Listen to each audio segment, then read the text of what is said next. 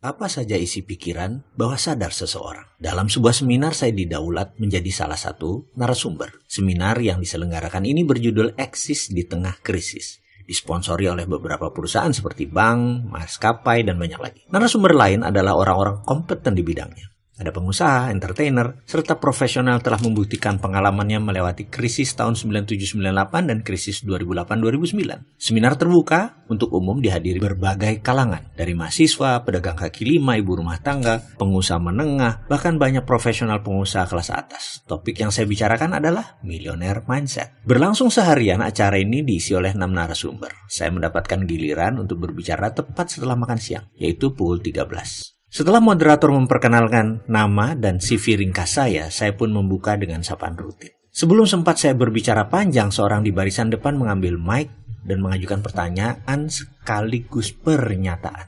Pak Mardigu diundang sebagai apa kapasitasnya? Millionaire Mindset itu apa hubungannya dengan seminar ini? Kalau tidak ada hubungannya sebaiknya kita lewati saja, katanya. Kontan saya terkejut, dan belum berhenti keterkejutan saya, peserta lain mengajukan pertanyaan senada dengan menggunakan mic satunya lagi. Dia berada di posisi barisan tengah. Apa hubungannya seorang pengamat teroris dan pengamat intelijen dengan seminar eksis tengah krisis ini? Lalu membawakan tema Millionaire Mindset lagi. Apa Bapak seorang milioner? Peserta tersebut memprotes dan bertanyakan keabsahan ilmu saya dan korelasi dengan isi seminar. Peserta yang pertama bersuara menambahkan, apakah Anda pebisnis? Apa buktinya Anda pebisnis dan milioner? Jangan sampai Anda mengada-ngada. Seminar ini tentang eksis di tengah krisis. Apa hubungannya dengan narasumber ini? Tadi dari Kacang Garuda menceritakan pengalamannya dan kami sangat terinspirasi. Lalu Pak Lim Syobok dari Triwarsana Dunia Entertainment membuktikan kepakarannya. Terakhir Pak siapa itu dari bank. Dia berusaha mengingat-ingat tapi lupa. Beliau adalah mantan Menteri Keuangan. Catatan ya. Anda membawakan Millionaire Mindset, dia lanjutkan. Sementara kami kenal Anda seorang pakar teroris, pencuci otak teroris. Apa kami mau dicuci otaknya? Atau bagaimana ini? Saya tersentak, panitia pun gelagapan. Moderator menengahi, baik Pak, biar Pak Mardigu yang menjelaskan ya. Saya pun menceritakan sedikit hubungan saya dengan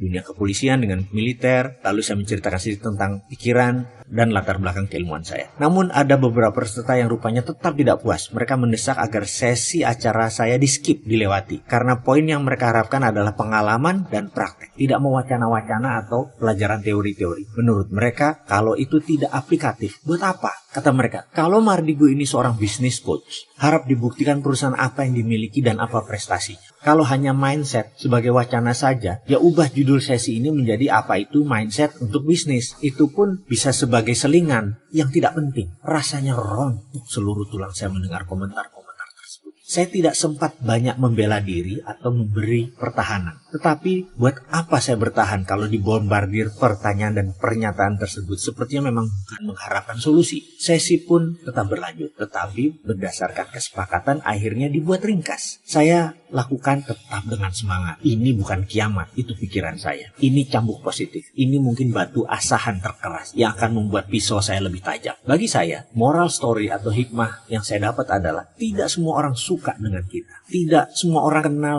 dengan saya. Tidak semua orang tahu produk saya. Tidak semua orang nyaman dengan keberpihakan saya. Tapi itulah hidup. Saya lavi. Jujur, saya gemeter dan gentar di seminar tersebut. Di balik senyuman dan perkataan saya itu, saya sedang mengalami masalah keuangan cukup besar. Cerita ringkasnya seakan sekelebat lewat dengan cepat dalam pikiran saya saat mengingat kembali kejadian yang sedang saya alami. Ayah saya baru berpulang ke rahmatullah. Waktu itu kami kurang tahu bahwa ternyata ayah kami menjaminkan rumah satu-satunya tempat tinggalnya ke bank untuk sebuah proyek. Proyek ini dia lakukan berdua dengan mitranya, seorang yang berkewarganegaraan Singapura namanya Julian. Yang mengagetkan adalah mitra tersebut kabur tidak bertanggung jawab membawa uang investasi tersebut. Awalnya kami tidak tahu, tapi ketika petugas bank bolak-balik ke rumah menanyakan kewajiban cicilan yang sudah 9 bulan tidak dibayar, saya terkejut. Saya pun menghadap kepada bank tersebut dan mereka membuka informasi semuanya. Saya sangat kaget karena kalau dinilai secara keuangan saat itu, ibu saya yang tinggal di rumah itu tidak memiliki harta apapun. 0. Bunga plus pinjamannya sudah senilai rumah, alias kalau itu diambil oleh bank ya habis semua. Mengetahui kondisi tersebut, tentu saja saya tidak mungkin menceritakan hal itu kepada ibu. Belum setahun kehilangan pasangan hidupnya, selama lebih dari 40-an tahun, ibu saya akan kehilangan harta satu-satunya.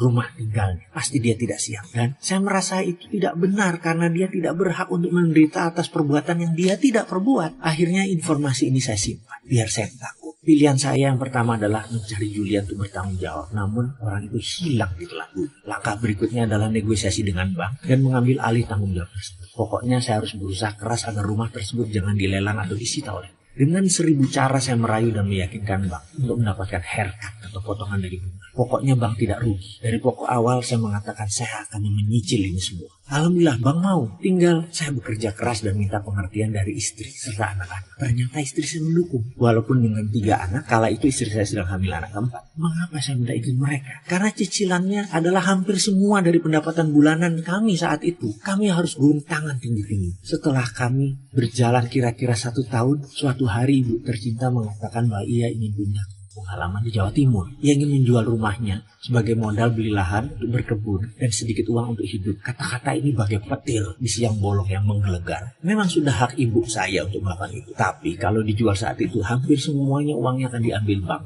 Artinya ibu saya hanya mendapat kira-kira 10%. Dilema saya waktu itu. Apakah ibu saya harus diberitahu tentang kejadian sebenarnya? Atau saya pelan dan tanggung sendiri? Saya pun melakukan hal yang tidak lazim. Saya memilih tidak memberi informasi apapun kepada ibu. Lebih baik saya menjual aset, rumah, tempat usaha, dan mobil untuk menebus bank. Lalu kami bisa mengambil sertifikat dan memberikan sertifikatnya kepada ibu agar ibu bisa menjual. Malam itu, seperti biasanya saya berdoa memohon kepada Allah Subhanahu wa Ta'ala agar Dia berkenan atas keputusan saya ini. Lalu saya berkumpul dengan anak dan istri, saya menceritakan semuanya dan apa yang akan saya lakukan. Kita akan menjual rumah tempat tinggal kita, ruko di Jati Bening, kantor pusat Rumah Yatim Indonesia, dan seluruh kendaraan kita. Kita akan cari rumah kontrakan sebagai ganti rumah kita sekarang yang akan kita jual. Saya menunggu jawaban istri saya dan anak.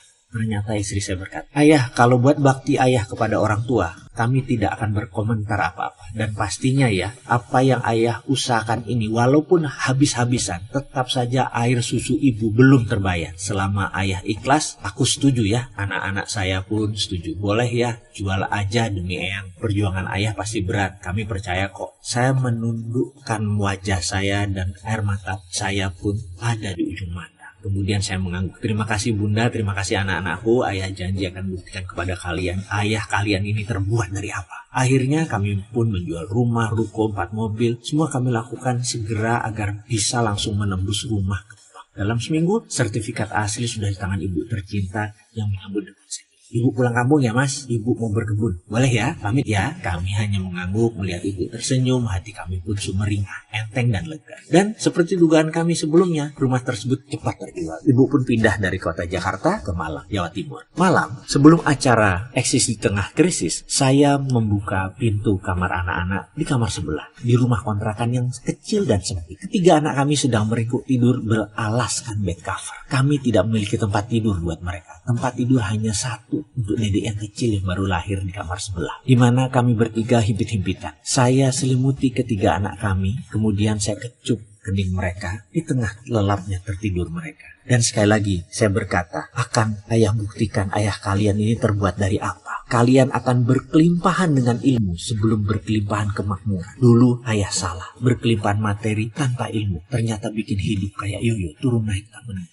Kembali ke cerita seminar Eksis di Tengah Krisis. Banyak peserta yang meminta saya menjelaskan keilmuan dengan fakta. Sesi milioner mindset tentu harus diisi oleh seorang milioner. Sementara keadaan saya saat itu sedang berayun turun, alias hutang saya miliaran, termasuk hutang usaha. Tapi kan hutang produktif di pembukuan dihitung aset juga kan? Di seminar tersebut saya putuskan tidak menjelaskan harta saya, apalagi bisnis saya secara rinci. Biarlah waktu yang membuktikan. Intinya, saya sama sekali tidak kesal dengan mereka yang menyerang. Saya tidak menyesali semua kejadian tersebut. Hanya saja semoga semua mendapat hikmah tersembunyi karena hidup ini penuh teka-teki misteri, menarik dan indah.